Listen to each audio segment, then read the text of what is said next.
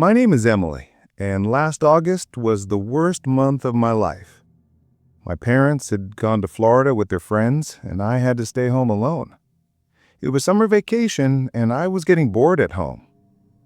That day, at around 8:30 p.m., the power suddenly went out across the entire city. It felt like someone had switched off all the lights at once. I was lying in bed in my room, using my phone, when the screen suddenly went dark. I tried to turn on my bedside lamp, but it wasn't working. I looked out the window, and the entire neighborhood was dark. Not a single light was on. I checked my phone, and the battery was only at 10%. I immediately decided to go downstairs to find my small flashlight, which I kept for emergencies. I pulled out the flashlight and turned it on, but only a dim light came out. I shook it, but its battery was also nearly dead. I used my phone's flashlight and slowly started to go downstairs. Our house has an alarm system that works for a few hours even after the power goes out. When I got downstairs, I looked at the door. The small light on the alarm system was still green, meaning the door was locked. I looked into the kitchen. Everything was normal there too. As I was going back up, I heard a faint sound behind me. It was like someone dragging their foot. I stopped dead in my tracks and looked back, but I couldn't see anything in the dark. I thought it was just my imagination. I reassured myself that I was alone, which was why every sound seemed strange. I went upstairs, grabbed my laptop and some other things. I sat on my bed and tried to watch a video on my phone to calm my fears. My phone's battery was very low, so I soon turned it off and put it on the charger. After a while, I fell asleep. It must have been around 12:30 a.m. when I woke up to a loud crashing sound. It sounded like something had broken. I immediately sat up and my heart started pounding. This time, I knew it wasn't my imagination. It was a real sound. I pulled out the old baseball bat from under my bed and held it tightly. I heard a rustling sound along the wall next to my bed. I looked out the window and saw a person standing in the distance. For a moment, I prayed in my heart that it wasn't a thief and that this was all a bad dream. Just then, my bedroom door slowly opened. I held my breath and stayed silent. Someone entered. I could feel their presence. He turned on his phone's flashlight and looked around the room. As soon as he looked at my bed, he stopped. I gathered my courage, grabbed the baseball bat, and bolted from my spot. I quickly moved toward the door, trying to get out before a second person could come in, but he saw me. "Look who's here! It's a girl!" he said.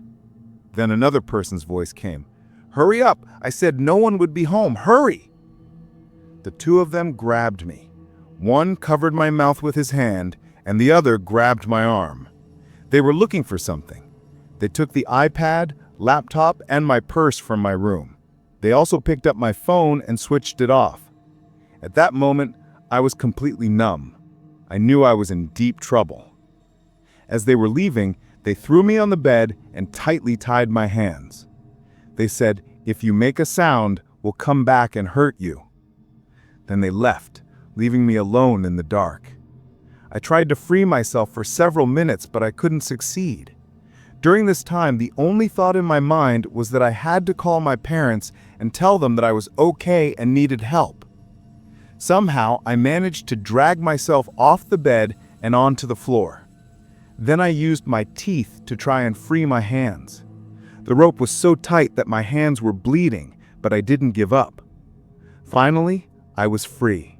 I immediately went to the landline phone, which was still working somehow. The first thing I did was call my parents and tell them everything through tears. My mother was terrified, but she told me not to worry and to call a friend of my parents who lived nearby. I called them and told them about my situation. By the time the police and my parents' friends arrived at my house, I was sitting in the corner of my bed. My hands were bloody and my eyes were dry. They surveyed my house and said they suspected these were habitual offenders. After that, I left the house. My parents sold it. Even today, when the power goes out, I get scared and feel like someone is standing outside the door. I can never forget that night when I was completely alone, living in the dark with the fear of death.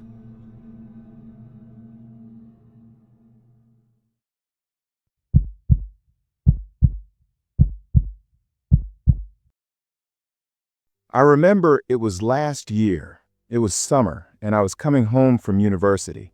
My house was a little outside the city, and the road was quite deserted. I was driving my 2012 Toyota Camry, which sometimes gave me trouble, but was generally reliable.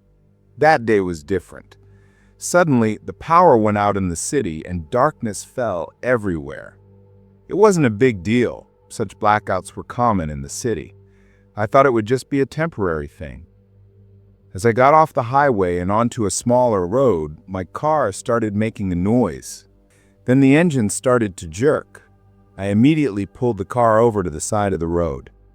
I tried to start the car again a couple of times, but it was no use. It was completely dark. No street lights were on, and there wasn't any light from houses in the distance. I pulled out my phone. The battery was completely dead. I turned on the car's headlights to get some light. It was 10:45 p.m. It was dead silent everywhere.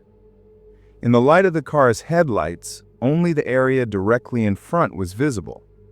I got out of the car, opened the hood and looked, but I didn't understand a thing. I wasn't a mechanic. I was just a regular guy. I checked my phone again, but it was off. I remembered I had to call my friend Joshua. He could have helped. But what could I do now? I decided to wait in the car, hoping another vehicle might pass by. I got back into the car and rolled down the window a little. Suddenly, I saw a flashlight beam in the distance. The light was swaying as if someone was walking. A spark of hope lit up in my heart that maybe someone was coming to help.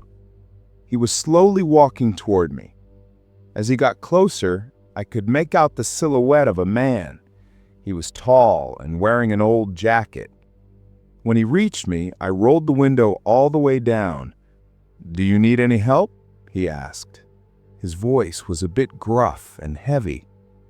"Yes, my car broke down and my phone is dead," I replied.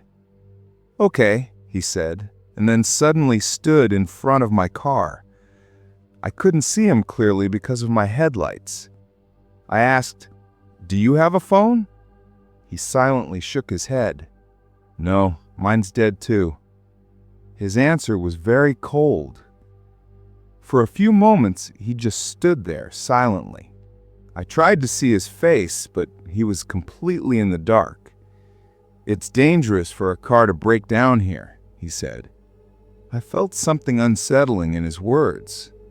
I said, "Yeah, I know." He said, "Aren't you scared?" He asked this as if he himself was a victim of fear. His question was strange.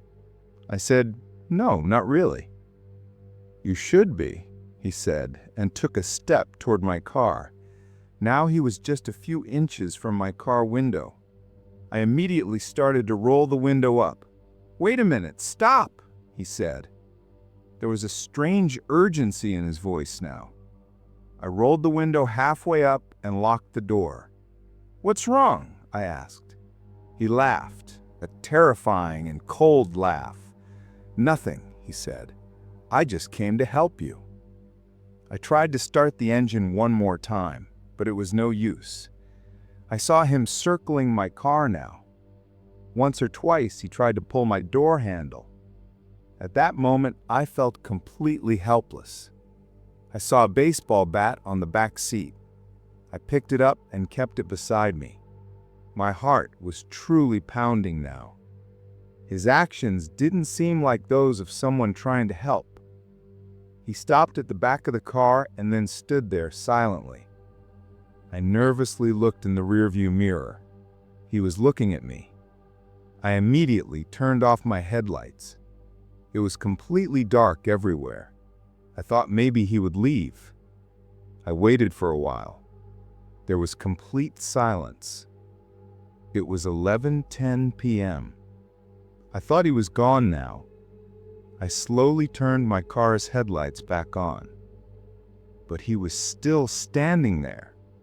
Only this time, his face was turned toward me. He moved his lips and said something, but I couldn't understand it. Maybe he was making a joke, or perhaps he was threatening me. I decided I had to get out of here.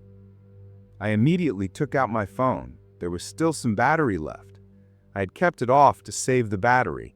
I quickly dialed 911. I put the phone to my ear. "What is your emergency?" a woman's voice asked from the other end. I said, "My car broke down and there's a man who's acting weird." The woman asked, "Where are you?" I told her my location. "Okay, we're sending help." I hung up the phone and looked at the man who walked past the front of my car and started walking slowly on the other side of the road. I felt he had seen my phone. What happened next, I can never forget. From inside the car, I watched him walk into the bushes on the other side of the road. I thought he was gone and that I was safe now. But then I remembered that there was an old, abandoned building behind those bushes. He had seen my phone, and he now knew my location. My heart sank. I immediately locked the car and waited. At 11:35 p.m., the police car reached me. The police officer asked me to wait in the car for a while, and then they started looking for the man. When I told them he went into the bushes, they looked in that direction too, but he was nowhere to be found. I don't know who he was or why he came, but the presence of a stranger on that deserted road that night scared me so much. When the police dropped me off at my house, I went inside and immediately locked the door. Since that night, I have reduced going out alone after dark.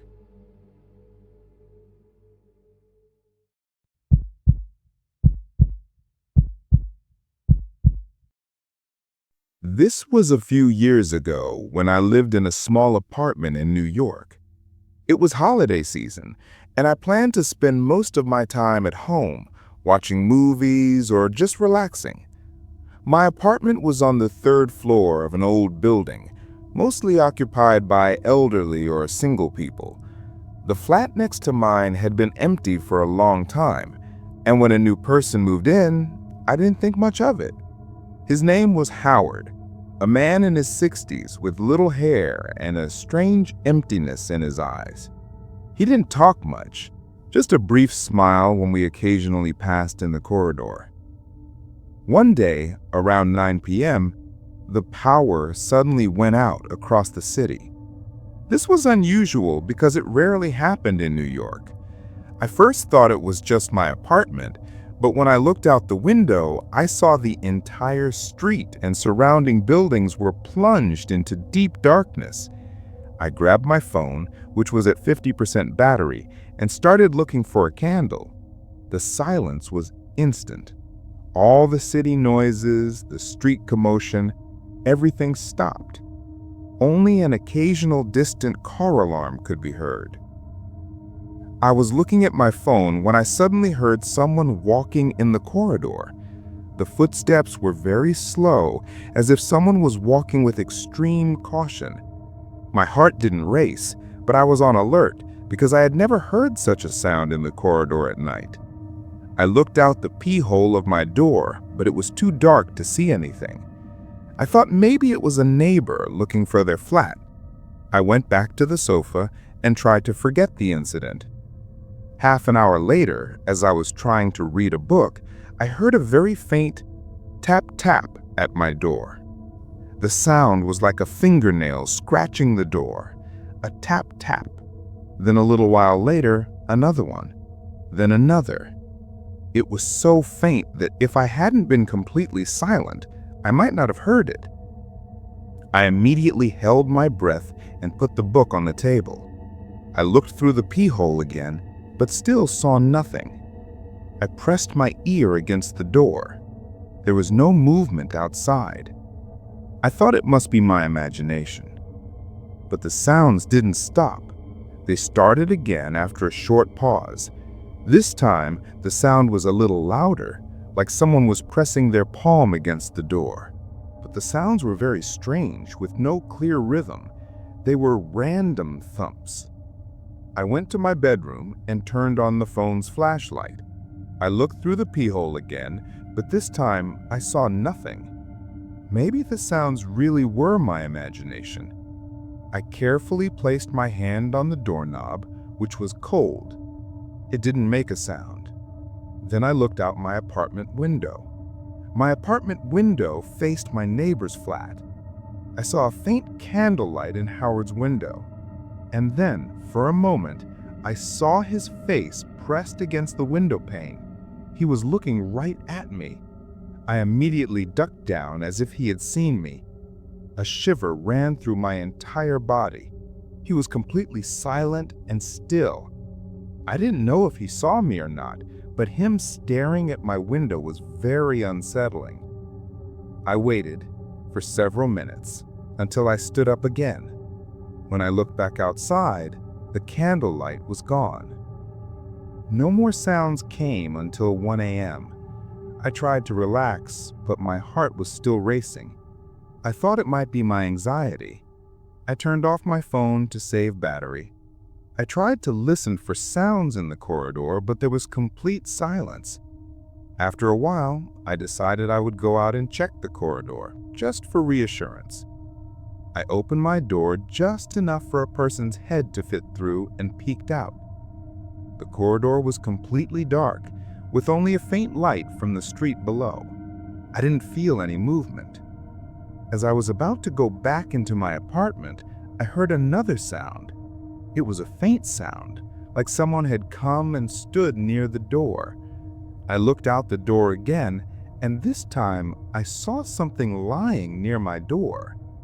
It was one of Howard's shoes. It was the same shoe he often wore. I immediately shut my door and double-locked it. How did that shoe get all the way from his door to mine?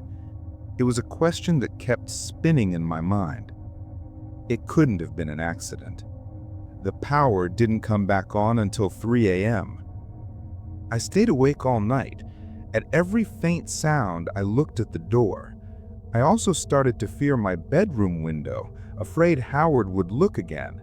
I constantly had the feeling that he was standing outside, waiting for me. I didn't know if he was watching me or not, but I decided to hide inside my apartment. I closed all the windows and turned off the light in my room. I would look outside from behind the curtain. At 7 a.m., when the power came back, I immediately unlocked my door and looked outside. No one was in the corridor. No shoe, no sound. I looked at Howard's flat door and it was also closed. I immediately picked up my phone and talked to my friend Jack. I told him everything. Jack told me to call the police, but I refused. I felt that the police would laugh at me, that I was making a big deal out of a small thing. I knew it wasn't my imagination. That shoe was real. The next day, I saw Howard in the corridor. He smiled at me and said, "Morning. That power outage last night was a real pain, huh?" I just said, "Yeah," and walked past quickly. I didn't look at his shoes, but I felt he was only wearing one. He made me feel like he knew me, like he was watching me. The incident had created a fear in my heart, a fear that still comes back to me whenever the power goes out at night.